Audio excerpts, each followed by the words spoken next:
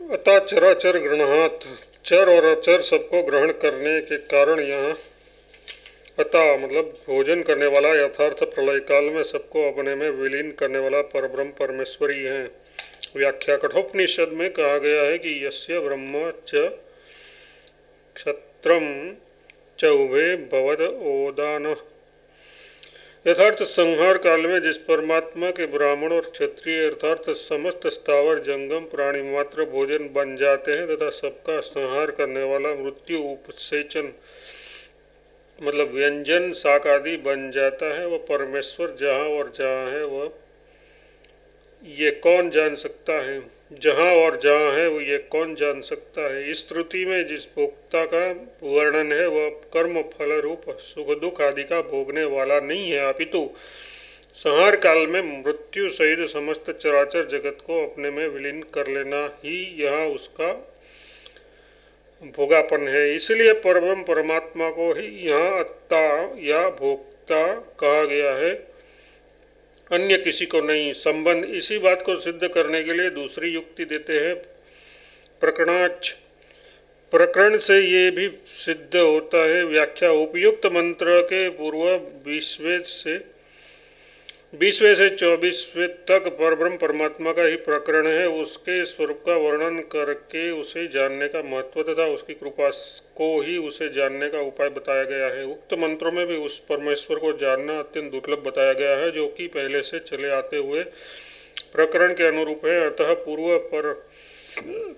पूर्वापर के प्रसंग को देखने से भी यही सिद्ध होता है कि यह परब्रह्म परमेश्वर को ही अत्ता मतलब भोजन करने वाला कहा गया है। संबंध अब यहाँ ये जिज्ञासा होती है कि इसके बाद वाली श्रुति में कर्म फल रूप और रूपता को पाने वाले छाया और धूप के सदस्य दो भोक्ताओं का वर्णन है। यदि परमात्मा कर्मफल का भोक्ता नहीं है तो उक्त दो भोक्ता कौन कौन से हैं, इस पर कहते हैं गुहा प्रविष्टात्मो ही तदर्शनात्।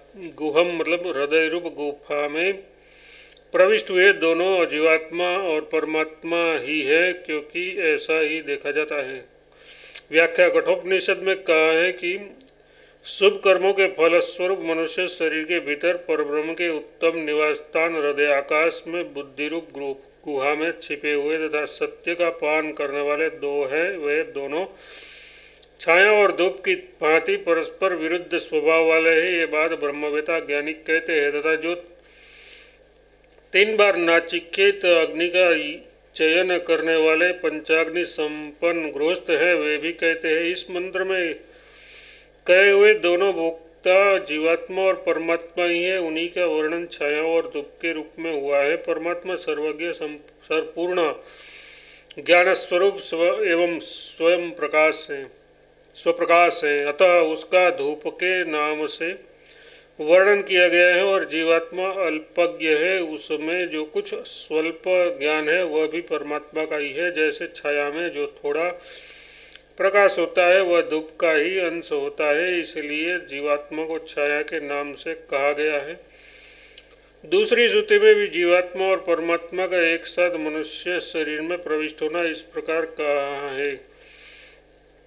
यथार्थ उस देवता परमात्मा ने इस क्षण मतलब संकल्प किया कि मैं इस जीवात्मा के सहित इन तेज आदि तीनों देवताओं में यथार्थ इनके कार्य रूप शरीर में प्रविष्ट होकर नाम और रूप को प्रकट करूं।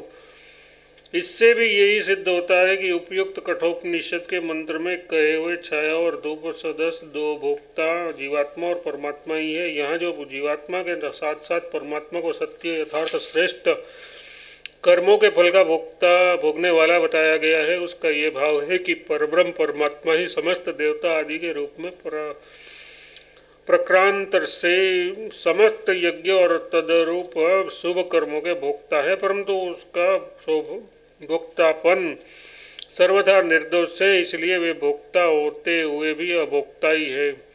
संबंध उपयुक्त कथन की सिद्धि के लिए ही दूसरा हेतु उपस्थित करते हैं। विशेषणाच मतलब विशेषणात् मतलब आगे के मंत्रों में दोनों के लिए अलग अलग विशेषण दिए गए हैं, इसलिए च भी उपयुक्त दोनों वक्ताओं को जीवात्मा और परमात्मा मानना ही ठीक है। व्याख्या इस अध्याय के दूसरे मंत्र में उस परम अक्षर ब्रह्म को संसार से पार होने की इच्छा वालों के लिए अभय पद बताया गया है तथा उसके बाद रथ के दृष्टांत में जीवात्मा को रथी और उस पर ब्रह्म परमेश्वर को प्राप्तव्य परम धाम के नाम से कहा गया है। इस प्रकार उन दोनों के लिए पृथक पृथक विशेषण होने से भी यही सिद्ध होता है कि यहाँ जिनको गुहा में प्रविष्ट बताया गया है वे जीवात्मा और परमात्मा ही हैं।